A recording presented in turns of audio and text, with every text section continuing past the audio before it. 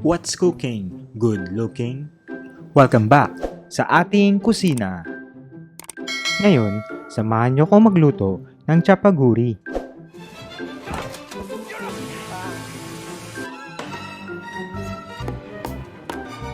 Napakadali lang nito. For the ingredients, Neoguri Udon, Chapagetti Ramyeon,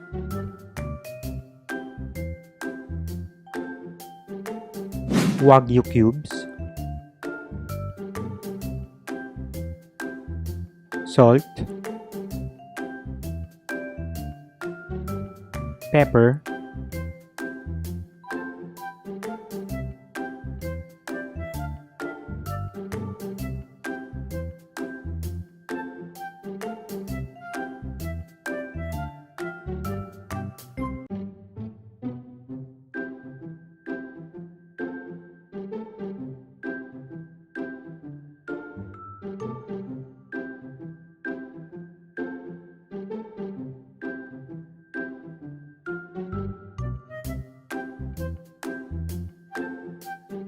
First, let's season our Wagyu.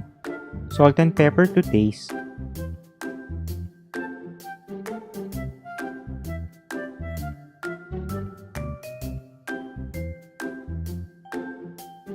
Panalo to. In one large pot, cook the ramyeon and udon noodles.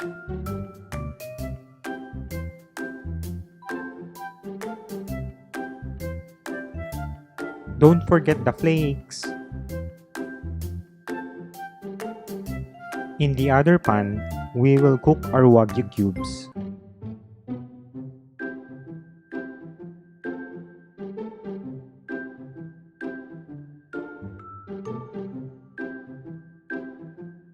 We will gently sear our Wagyu cubes.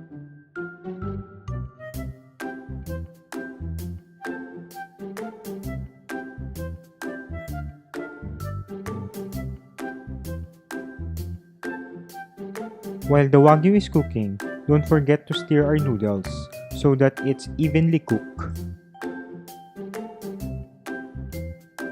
The secret jutsu, add some butter.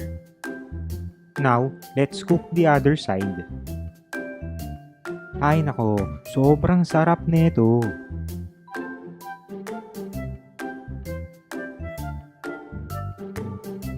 Don't completely drain the water. Let's retain 1 cup. Let's add the Chapagetti sauce. At haluin mabuti. Oil from Chapagetti. Neoguri sauce. The one I bought is only mild hot. Therefore, I can pour all the sauce. At haluin mabuti. Let's put in our Wagyu cubes.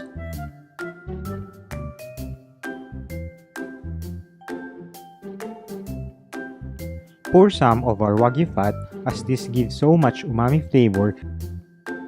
if you like my videos, please like, share, and subscribe to my channel. Ingat!